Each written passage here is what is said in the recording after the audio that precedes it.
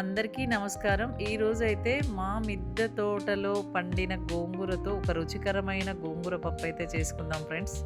మరి ఇంకెందుకు ఆలస్యం, నాతో పాటు రండి చూద్దురు గాని. పైన ఎక్కువ ఏం లేవండి, టెర్రస్ గార్డెన్ అంటే మీరు ఎక్కువగా ఉన్నాయేమో అనుకోకండి. ఒక 2-3 మొక్కలు మాత్రమే ఉన్నాయి. అయినా కానీ మన ఇంట్లో వచ్చిన వాటితోటి సింపుల్గా పప్పు అయితే చేసుకోవచ్చండి. ఎందుకంటే పప్పుకు పెద్ద ఎక్కువ గోంగూర అవసరం అయితే ఉండదు కదా, అందుకనే మనకు కావాల్సినంత అయితే దొరుకుతుంది. అది ఎలా చేసుకోవాలి ఏంటి అనేది అయితే వీడియోలో చూపిస్తాను. ఇప్పుడైతే గోంగూర అయితే తెంచుకుందాం. ఇలా చూడండి ఎంత ఫ్రెష్గా ఉందో అసలు. ఉదయం పొద్దున్నే ఇలా పైకి ఎక్కి టెర్రస్ మీద మంచిగా ఆకుకూరలు తెంచుకుంటుంటే ఒక ప్లెజెంట్ వాతావరణం అయితే ఉంటుందండి. నిజంగా ఒక మెడిటేషన్ లాగా ఉపయోగపడుతుంది నాకైతే. మీరు కూడా ఒక 4 మొక్కలు పెంచండి. ఇలాగే మార్నింగ్ పైకి ఎక్కి కాసేపు వాటితో స్పెండ్ చేయండి, చాలా బాగుంటుంది. నా ఎక్స్పీరియన్స్తో చెప్తున్నాను నేనైతే. చూడండి గోంగూర ఎంత తాజాగా ఉందో, చూస్తుంటేనే అర్థమవుతుంది కదా మీకు. ఇంత గ్రీనరీగా అసలు ఎక్కడ కూడా పురుగు అన్నది కూడా లేకుండా ఉందండి. మనము డైరెక్ట్ కూడా వేసుకోవచ్చు, కాకపోతే దుమ్ము ఉంటుంది కాబట్టి కడగాలి. అంత ఫ్రెష్గా అంత నీట్గా ఉందని చెప్తున్నాను. ఎందుకంటే రోజు వాటర్ చేస్తాము, మంచిగా టైం టు టైము ఎరువు వేస్తుంటాం కాబట్టి మనం ప్యూర్ ఆర్గానిక్, ఇది ఎలాంటి పెస్టిసైడ్ లేని ఆకుకూరలండి. అందుకనే మన ఇంట్లో ఇంత తాజా కూరగాయలు పెంచుకొని తింటే ఆరోగ్యానికి మంచిది. మనకు అన్ని రకాల బెనిఫిట్స్ ఉంటాయి ఇందులో, గోంగూరలో అయితే. గోంగూరని ఇష్టపడని వాళ్ళు ఎవరైనా ఉంటారా అండి? ఎవ్వరూ ఉండరు కదా నాకు తెలిసినంత వరకు. కాకపోతే ఈ మధ్య కాలంలో కొంచెం పులుపులు పడట్లేవు కాబట్టి కొంచెం తగ్గించుకుంటున్నారు. కానీ ఎక్కువ మోతాదులో కాకుండా కొంచెం కొంచెం తీసుకుంటే పర్వాలేదండి, బాగానే ఉంటుంది. చూడండి ఎంత బాగుందో. ఇలా పొద్దున్నే మనం మెడిటేషన్ చేసే బదులు ఇలా పైకి ఎక్కి 4 మొక్కలు పెట్టుకొని వాటితో స్పెండ్ చేస్తే మీకు ఎలాంటి మెడిటేషన్ అవసరం ఉండదండి నిజంగా. అవునా కాదా మీరే చెప్పండి. ఇక్కడ చూడండి, నేనైతే ఇక్కడ గోంగూర మొక్కలతో పాటు గోకరకాయ మొక్కలు కూడా వేసుకున్నా అండి నేనైతే. ఎందుకంటే ఇంటికి సరిపోను వస్తాయి, ఒక 4-5 మొక్కలు ఉన్నా సరే మనకు సరిపోను గోకరకాయలు అయితే వస్తాయండి. ఈ టెర్రస్ గార్డెన్లో ఎక్కువగా మనము గోంగూర, గోకరకాయలు ఒకటి, వంకాయలు ఒకటి బాగా పండుతాయండి. మీరు ఎంత ఎరువు వేసినా వేయకపోయినా కానీ జస్ట్ మట్టిలో అలా పెట్టేసినా చాలండి, అంత బాగా వస్తాయి కూరగాయలు మాత్రం ఇవి. ఇక్కడ నేను వంకాయ చెట్లు పెట్టిన, ఆ వంకాయ చెట్టుకి చూడండి ఎంత పురుగు వచ్చింది ఈసారి అయితే. సేంద్రియ పద్ధతిలో ఏమి పెస్టిసైడ్స్ కొడితే పోతుందండి ఈ పురుగు, చెప్తారా ఎవరైనా తెలిసిన వాళ్ళు ఉంటే? ఎందుకంటే నేను ఆఖరికి ఏమంటారు, బూడిద కూడా జల్లిన, ఇంగువ నీళ్ళు కొట్టిన, పసుపు నీళ్ళు కొట్టిన, అయినా పోవట్లేదు. ఇది మరి ఇంకేం వేస్తే పోతుందో నాకైతే అర్థం కావట్లేదు. కొంచెం ఎవరైనా తెలిసిన వాళ్ళు ఉంటే చెప్పండి కామెంట్లో. నాకైతే ఎప్పుడు ఇంత రాలేదండి, ఈసారి అయితే ఎందుకో ఒక టబ్బులో మొక్కలకైతే అంత వచ్చింది పురుగు. కరివేపాకు చెట్టు చూడండి ఎంత ఫ్రెష్గా ఎంత ఆరోగ్యంగా ఎదిగిందో చెట్టు అయితే. అది స్మెల్ కూడా చాలా బాగుందండి. ఈ కరివేపాకు చెట్టు ఎదురుగా మా ఫ్రెండ్ అయితే ఇచ్చింది, వాళ్ళ అత్తగారు ఊర్లో తీసుకొచ్చిరట సార్ వాళ్ళు, ఇచ్చింది. చాలా బాగుంది నాకైతే ఆ కరివేపాకు స్మెల్ అయితే. నేను పుదీనా కూడా ఒక టబ్లో వేసుకున్నా అండి. నాకు ఇంటికి సరిపోనైతే వెళ్తుంది, నేనేం కొనను పుదీనా, ఎప్పుడు కొనను నేను. ఎందుకంటే ఒక్క టబ్లో వేసుకుంటే ఎప్పటికీ ఉంటుందండి, అది అస్సలు పోదు. మనం కట్ చేస్తున్నా కొద్దీ వస్తూనే ఉంటుంది. ఈ పూల చెట్టు ఏంటి ఇంటి మీద పెట్టుకుంది అనుకుంటున్నారా? నాకు అవి అందంగా అనిపించినాయి అండి, అందుకే తీసుకొచ్చి కుండీలో పెట్టిన. చాలా బాగున్నాయి కదా. ఈ చామంతి మొక్క చూడండి, ఇవి ఎండిపోయిన పుల్లలు ఉంటే తీసేయాలి ఇవి, లేకపోతే మనకు మళ్ళీ ఇగురు వచ్చి పూత అనేది రాదు ఇలాగే ఉంటే. అందుకే ఇవి తీసేస్తే మంచిగా మళ్ళీ కొత్త చిగుళ్ళు వచ్చి పూత అయితే బాగా వస్తుంది. చూడండి ఎంత వెళ్ళిందో గోంగూర. ఇది మనం పప్పుకు అనుకున్నాం కానీ పప్పుకు కూరకి 2 వంటలు చేసుకోవచ్చండి, అంత గోంగూర అయితే వచ్చింది. మనకి ఇంకా ఇంతకన్నా ఏం కావాలండి చెప్పండి. మన ఇంట్లో మన చేతులతో పండించుకొని అప్పటికప్పుడు ఫ్రెష్గా తెంచుకొని వంట చేసుకొని తింటుంటే ఆ ఆనందమే వేరు కదా. ఇంతకన్నా ఏం కావాలండి మనిషికి. అందుకే చూడండి, ఒక 2 మొక్కలైనా పెట్టుకోండి కుండీలో. ఏదో ఒకటి, గోంగూర అయినా, వంకాయ చెట్టు అయినా, గోకరకాయ అయినా, ఏదో ఒకటి అయితే పెట్టుకోండి. చాలా బాగుంటుంది. చూడండి ఎంత ఫ్రెష్గా ఉన్నాయో ఆకులైతే. బుట్టడైతే వచ్చిందండి గోంగూర. ఇవి పుల్లలు ఉంటాయి, క్లీన్ చేసుకుందాం. ఈ పుల్లలు లేకుండా క్లీన్ చేసుకొని మనం వండుకుంటే బాగుంటుంది. పుల్లటి వాసన అయితే వస్తుంది. ఇది ఎర్ర గోంగూర కదండి, అందుకనే పుల్లటి వాసన వస్తుంది. పుల్లటి అంటే మరీ పుల్లటి వాసన ఏం రాదండి, పసరు వాసనే వస్తుంది. కాకపోతే కొంచెం నలిపితే అలా అనిపిస్తుంది.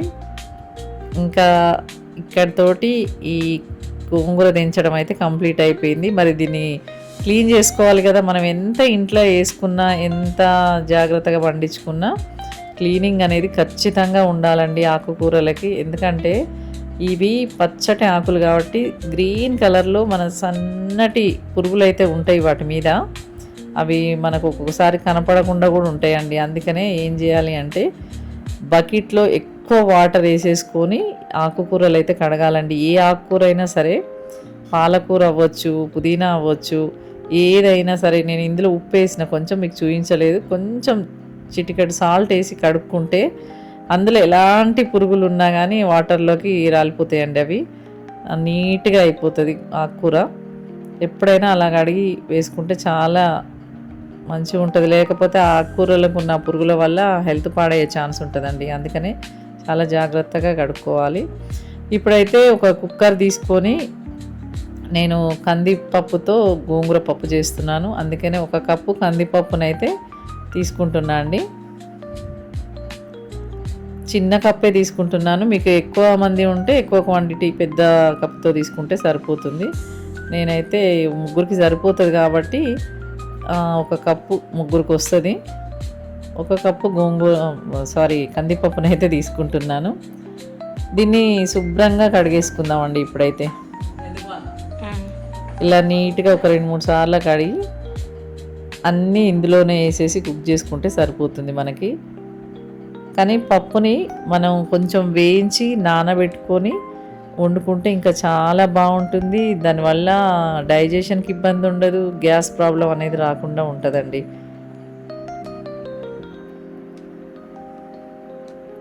ఇప్పుడైతే గోంగూర వేసుకుందాం. గోంగూర మీకు తెలిసిన వాళ్ళకంటే అవసరం లేదండి, తెలియని వాళ్ళ కోసం అయితే నేను చెప్తున్నాను. మనం ఏ 1 కప్పు కందిపప్పును తీసుకున్నాం కదా, అదే కప్పుతో ఒక 4 కప్పులు గోంగూరని చిన్న చిన్న ముక్కలుగా కట్ చేసి వేయండి కుక్కర్లో. మీరు ఆకులుగా వేస్తే తొందరగా ఉడకదు, అది కొంచెం ఇబ్బంది అవుతుంది. అందుకని ఇలా కట్ చేసి వేసుకుంటే బాగుంటుంది. 1 కప్పుకి 4 కప్పుల అంతా గోంగూర వేసుకుంటే పర్ఫెక్ట్గా ఉంటుందండి గోంగూర పప్పు. మీరు ఎంత టేస్టీగా ఉంటుందో మీరు ఒకసారి అలా చేసి ట్రై చేసి నాకు కామెంట్లో చెప్పండి. ఇందులో 1 టమాటా, ఒక 10 పచ్చిమిరపకాయలు అయితే కట్ చేసి వేసుకున్నా అండి.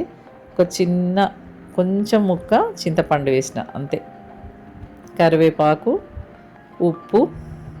ఉప్పు కూడా ఎక్కువ వేసుకోవద్దండి ఒకేసారి. ఎందుకంటే మనం తర్వాత రుబ్బుకున్న తర్వాత టేస్ట్ చూసి వేసుకుంటే సరిపోతుంది. అందుకని ఒకేసారి అయితే వేసుకోవద్దు. అలాగే పసుపు కూడా నేను కొంచెమే యాడ్ చేసిన, మనం పోపులో వేసుకుంటే సరిపోతుంది. ఇప్పుడు మనము ఈ పప్పు అంతా మునిగేంత వరకు వాటర్ అయితే యాడ్ చేసుకోవాలి. ఇలా పప్పు అంతా మునిగిపోవాలండి. ఎందుకంటే కొంచెం వాటర్ పోసిరు అనుకోండి మళ్ళీ మాడిపోయే ఛాన్స్ ఉంటుంది. అందుకే కొంచెం మనం వేసిన పప్పు, కొంచెం ఈ ఆకులు ఇవన్నీ కొంచెం మునిగేంత వరకు వాటర్ వేసేసుకుంటే సరిపోతుంది. ఏదైనా ఫ్రెష్ ఆకులతోటి వంట చేసుకున్నప్పుడు ఆ టేస్ట్ వేరే ఉంటుంది. ఇప్పుడైతే మనం స్టవ్ ఆన్ చేసుకుందాం. స్టవ్ ఆన్ చేసుకొని కుక్కర్ అయితే స్టవ్ మీద పెట్టేసుకొని మిగతా ప్రాసెస్ చేసుకుందాం. అవన్నీ చేసింది నేను చూపించలేదు కానండి. పప్పు అయితే ఉడికిపోయింది. ఒకసారి చూద్దాం ఎలా ఉడికింది ఏంటి అనేది. చూడండి చక్కగా ఉడికిపోయింది. ఒక 7-8 విజిల్స్ వచ్చినాయి. ఎందుకంటే మనం పప్పు నానబెట్టలేదు కాబట్టి. నేనైతే 9 విజిల్స్ వచ్చేంత వరకు అయితే ఉంచినా అండి పప్పు. ఇప్పుడైతే రుబ్బుకుందాం. మంచిగా ఉడికిపోయిందండి. గోంగూర, పప్పు, పచ్చిమిర్చి, టమాటా అన్నీ చక్కగా ఉడికిపోయినాయి. ఇది మంచిగా రుబ్బేసుకొని తాలింపు పెట్టుకుంటే మనకి అన్నంలో కానీ రోటీస్లో కానీ అసలు ఎంత బాగుంటుందండి పప్పు, గోంగూర పప్పు. ఉప్పు కొంచెం తక్కువైంది, నేనైతే వేసుకుంటున్నాను. మీరు ముందే వేసుకుంటే చూసుకోండి, సరిపోతే అవసరం లేదు.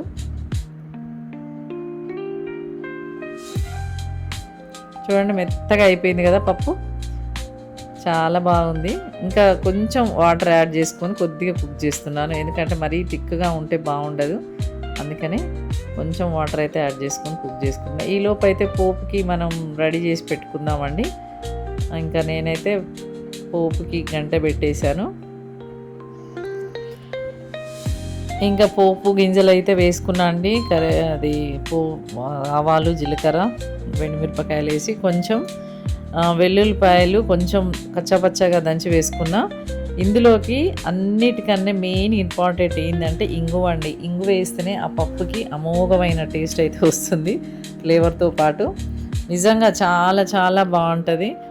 ఈ పప్పులో ఇంగువ వేసి పోపు చేయండి, అసలు ఎంత టేస్టీగా అనిపిస్తుందో అండి. నిజంగా నాకైతే చాలా ఇష్టం ఆ ఫ్లేవర్ అయితే. ఇందులో కొంచెం పసుపు కూడా యాడ్ చేసుకుందాం. కరివేపాకు కూడా ఫ్రెష్దే అండి, అప్పటికప్పుడు తీసుకొచ్చి వేస్తున్నాను. ఇన్ని ఫ్రెష్ ఐటమ్స్ వేసినాక ఆ పప్పు ఎందుకండి అంత కమ్మగా ఉండదు? మీరు చెప్పండి. నిజంగా చాలా కమ్మగా ఉంటుంది కదా, ఎందుకంటే మనం అన్నీ ఇంట్లో పండించుకున్న వాటితోటి చేస్తున్నాం కదా దాదాపు, అందుకనే చాలా టేస్టీగా ఉంటుంది. ఆ మాట విని ఒక 2 ముక్కలు అయితే పెట్టుకోండి ఫ్రెండ్స్, ఎవరైనా సరే. ఇంకా పప్పు అయితే పోపు చేసేసాను. పోపు పెట్టుకున్నాం కదా, ఇప్పుడు వేరే గిన్నెలకైతే మార్చేసుకుందామండి. ఇంకా ఎందుకంటే ఈ గాజు కంటైనర్లో పెడితే ఇంకా డైరెక్ట్ మనం ఒకవేళ మిగిలిన ఫ్రిడ్జ్లో పెట్టుకుంటే ఏం పాడవకుండా ఉంటుంది.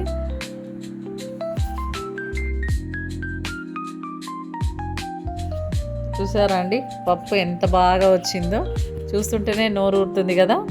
మరి ఇంకెందుకు ఆలస్యం, మీరు కూడా ఒకసారి ట్రై చేసి ఎలా వచ్చిందో ఏంటి అనేది కామెంట్లో నాకు చెప్పండి. మీకు కనుక ఈ వీడియో నచ్చితే లైక్ ఇచ్చి కామెంట్ చేయండి ఫ్రెండ్స్. కొత్త వాళ్ళు అయితే ఛానల్ని సబ్స్క్రైబ్ చేసుకోండి.